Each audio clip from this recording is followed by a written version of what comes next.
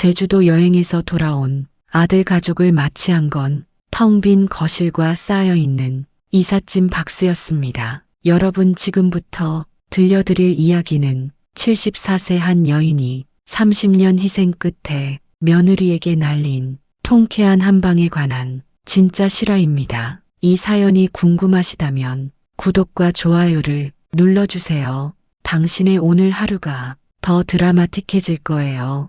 그럼 본격적으로 이야기를 시작하겠습니다. 주인공 박순희 여사는 올해로 74입니다. 경상도 시골에서 태어나 20살의 상경에서 남의 집 가사도우미로 평생을 살았는데요. 손마디가 굳고 허리가 휘도록 일했습니다. 순희 씨에게는 아들 김태수가 하나 있었어요. 남편은 태수가 겨우 5살 때 교통사고로 세상을 떠났고 그때부터 순희 씨는 혼자서 아들을 키워야 했습니다. 매일 아침 5시에 일어나 남의 집 청소를 하고 저녁에는 식당에서 설거지를 했어요. 주말에는 파출부 일까지 했는데요. 그렇게 벌어온 돈을 한 푼도 안 쓰고 다 모아서 아들 대학 보냈습니다. 태수는 엄마 고생 알아서인지 학교도 열심히 다니고 장학금도 받아왔어요. 순희 씨는 그게 너무 자랑스럽고 기특했는데요.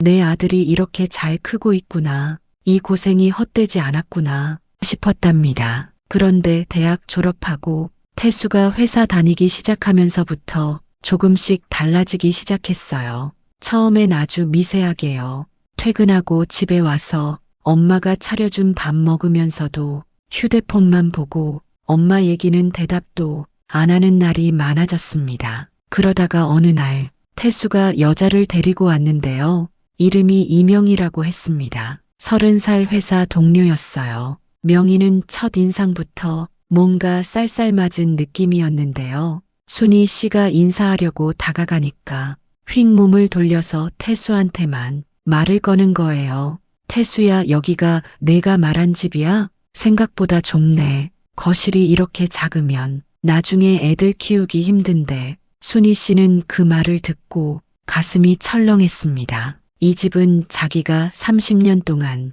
뼈 빠지게 일해서 마련한 32평 아파트였거든요. 하지만 며느리 될 사람이니까 참았습니다. 나중에 좋아지겠지 하면서요. 두 사람은 결혼했고 순희 씨네 집에서 함께 살기로 했어요. 명희가 원한 거였습니다. 전세 살 돈 아끼려고요.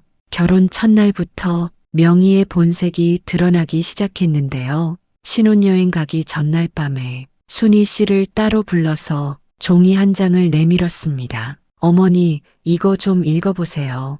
우리가 함께 살려면 규칙이 필요하잖아요. 순희 씨가 그 종이를 받아들었는데요. 거기에는 이런 내용들이 빼곡히 적혀 있었습니다. 청소는 매일 오전 중에 끝낼 것, 설거지는 식사 후 30분 이내, 빨래는 명희 옷과 태수 옷을 절대 섞지 말 것, 저녁은 정각 6시에 준비할 것, 명희가 퇴근하기 전에 집안 정리는 다 끝내놓을 것. 순희 씨는 그걸 보면서 손이 떨렸습니다. 이게 며느리가 시어머니한테 하는 말인가 싶었죠. 하지만 아들 태수 눈치가 보여서 그냥 고개만 끄덕였어요. 알겠다고요. 그날부터 순희 씨의 진짜 고통이 시작됐습니다. 명희는 집에 오면 가방을 아무데나 휙 던지고 소파에 드러누워서 순희 씨한테 소리를 질러댔어요. 어머니, 물 좀요.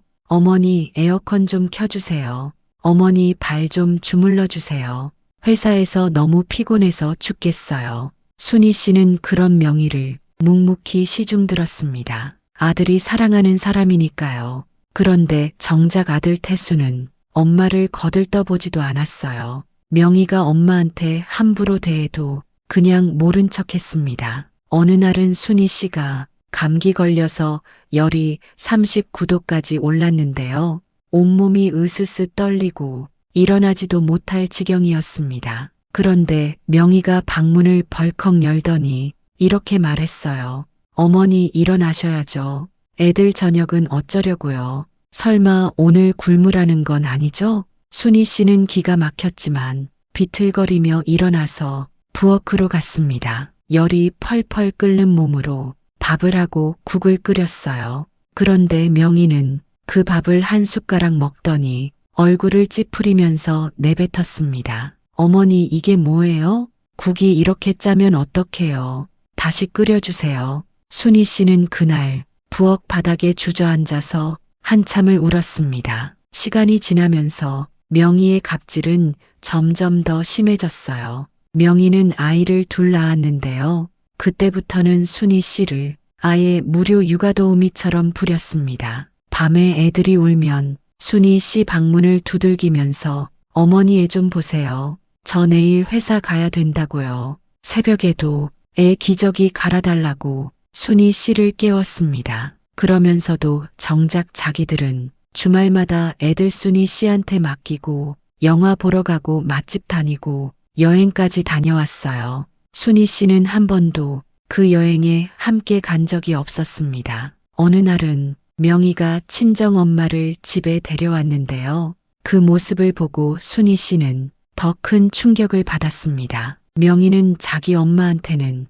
완전히 다른 사람이었거든요. 엄마, 여기 앉으세요. 발 불편하시죠? 제가 쿠션 갖다 드릴게요. 엄마, 뭐 드시고 싶으세요? 제가 뭐든지 만들어 드릴게요. 순희 씨는 그걸 보면서 가슴이 미어졌습니다. 저렇게 엄마를 챙길 줄 아는 사람이 왜 나한테는 저렇게 매몰차게 구는 걸까? 그런데 더 기막힌 건 명희 친정엄마가 가고 나서였어요. 명희가 태수한테 이렇게 말하는 소리가 들렸습니다. 우리 엄마 오시니까 좋네. 역시 친엄마가 최고야. 시어머니는 가족이 아니잖아. 순희 씨는 그 말을 듣고 그 자리에서 굳어버렸습니다. 시어머니는 가족이 아니라고요? 그럼 나는 뭔가요? 30년 동안 너희 아빠 벌어온 돈으로 이 집 마련한 사람은 나인데 나는 가족이 아니라고요? 순희 씨는 그날 밤 잠을 한숨도 자지 못했습니다.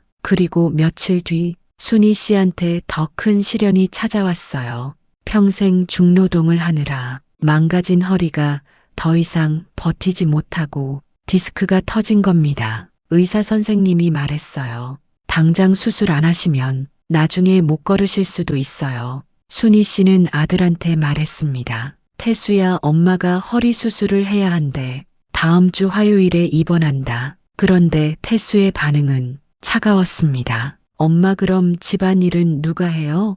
애들은 누가 봐요? 좀 더 미룰 수는 없어요? 순희 씨는 그 말을 듣고 목이 메었습니다. 얘야, 엄마가 지금 걷지도 못할 만큼 아픈데 집안일 걱정을 하니? 하지만 태수는 그냥 고개를 돌려버렸고 명희는 옆에서 혀를 차면서 한마디 거들었어요. 어머니가 수술하시는 동안 파출부라도 불러야겠네요. 돈이 얼마나 들려나. 순희 씨는 수술날 아침 혼자서 택시 타고 병원에 갔습니다. 아들도 며느리도 배웅조차 안 나왔어요. 수술은 5시간이나 걸렸고 순희 씨는 마취에서 깨어나서 천장만 멍하니 바라봤습니다. 옆 침대 환자는 가족들이 다 와서 걱정하고 간호하고 있는데 순희 씨 침대 옆에는 아무도 없었습니다. 병원에 일주일 입원하는 동안 아들은 딱 한 번 왔어요. 그것도 순희 씨 걱정이 아니라 집 열쇠 가져가려고요. 명희는 단 한 번도 병원에 오지 않았습니다. 순희 씨는 퇴원하고 집으로 돌아왔는데요. 집안은 엉망이었습니다. 설거지는 싱크대에 가득 쌓여 있고 빨래는 산더미처럼 쌓여 있고 바닥은 먼지투성이었어요. 명희가 현관문 열어주면서 한 말은 이거였습니다. 어머니 오셨어요? 그럼 이제 청소 좀 해주세요. 일주일 동안 제가 얼마나 힘들었는지 아세요? 순희 씨는 그날 수술한 지 일주일밖에 안 된 몸으로 청소기를 돌렸습니다. 그리고 그날 밤 순희 씨는 거실에서 아들 내외가 나누는 대화를 듣게 됩니다. 침실 문이 살짝 열려 있었는데요. 두 사람 목소리가 새어나왔어요. 명희가 먼저 말했습니다. 태수야, 우리 이번 여름휴가 제주도 가기로 했잖아. 애들이랑 우리끼리만 가는 거 진짜 기대된다. 태수가 대답했어요. 그러게 말이야. 어머니 없으면 훨씬 자유로울 텐데 애들도 할머니한테 맡기지 않아도 되고 우리끼리만 놀 수 있으니까 좋지. 명희가 웃으면서 말했습니다. 그러니까요. 솔직히 시어머니랑 같이 여행 가면 눈치 보여서 불편하잖아요. 이번엔 우리 가족끼리만 제대로 놀다 와요. 순희 씨는 그 말을 듣고 눈물이 주르륵 흘러내렸습니다. 우리 가족끼리라고요? 그럼 나는 가족이 아닌가요? 순희 씨는 그날 밤 내내 생각에 생각을 거듭했습니다. 이렇게 살아서 뭐하나, 내가 이 집에서 뭔가 공짜 가정부인가, 애 봐주는 무료 도우미인가, 30년 동안 피땀 흘려 일해서 내 명의로 산 이 집에서 왜 내가 눈치를 봐야 하나. 순희 씨는 그때 결심했습니다. 며칠 뒤 아들 가족이 제주도로 여행을 떠났습니다. 3박 4일 일정이었어요. 명희는 떠나기 전에 순희 씨한테 또 지시를 했습니다. 어머니, 우리 없는 동안 집 청소 깨끗이 해놓으세요. 특히 화장실이랑 베란다요. 우리 돌아올 때까지 빨래도 다 개켜놓으시고요. 순희 씨는 고개를 끄덕였습니다. 네, 알겠습니다. 걱정 마시고 다녀오세요. 그런데 아들 가족이 제주도 공항에 도착했을 무렵 순희 씨는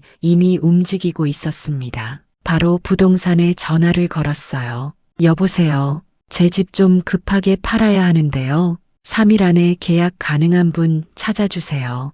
부동산 사장님이 놀라서 물었습니다. 손님 3일 안에요? 그럼 시세보다 많이 낮춰야 하는데요. 순희 씨는 단호하게 말했습니다. 괜찮습니다. 빨리 파는 게 중요해요. 그날부터 순희 씨는 바쁘게 움직였습니다. 부동산 사장님이 데려온 매수자는 현금 보유자였어요. 즉시 계약하고 바로 잔금 치를 수 있는 분이었죠. 순희 씨는 그 자리에서 계약서에 도장을 찍었습니다. 이 집은 순희 씨 명의였기 때문에 아들 동의 없이도 팔 수 있었어요. 30년 전에 순희 씨가 혼자 힘으로 마련한 집이었으니까요. 계약하고 이틀 뒤 순희 씨는 이삿짐 센터를 불렀습니다. 자기 집만 싹 다 챙겨서 미리 알아둔 울진의 작은 집으로 보내버렸어요. 바다가 보이는 조그만 원룸이었습니다. 그리고 아들 가족 짐은 상자에 담아서 거실 한가운데 쌓아놓았습니다. 마지막으로 순희 씨는 거실 테이블 위에 편지 한 장을 남겨놓았어요. 거기에는 이렇게 적혀 있었습니다. 태수야, 엄마는 이제 이 집을 떠난다. 이 집은 엄마가 30년 동안 뼈 빠지게 일해서 마련한 거란다. 엄마 명의니까 엄마 마음대로 팔았어. 새 주인이 이번 주 금요일까지 입주한다고 하니 너희도 그때까지 짐 빼거라. 그리고 제주도 여행 마지막 날 아들 가족이 돌아왔습니다. 현관문을 열고 들어온 명희가 제일 먼저 비명을 질렀어요. 어머니, 이게 대체 무슨 일이에요? 거실엔 이삿짐 박스만 가득하고 순희 씨는 보이지 않았습니다. 태수가 허둥지둥 집안을 뒤졌지만 어머니는 어디에도 없었어요. 그때 테이블 위 편지를 발견하고 태수가 그걸 읽었는데요. 얼굴이 새하얗게 질렸습니다. 명희가 소리쳤어요. 뭐라고 쓰여 있어요? 어머니가 어디 갔다는 거예요? 태수가 떨리는 목소리로 말했습니다. 집을 팔았대. 금요일까지 나가래. 명희가 편지를 낚아채듯 빼앗아서 읽더니 비명을 질렀습니다. 미쳤어요? 집을 팔다니요?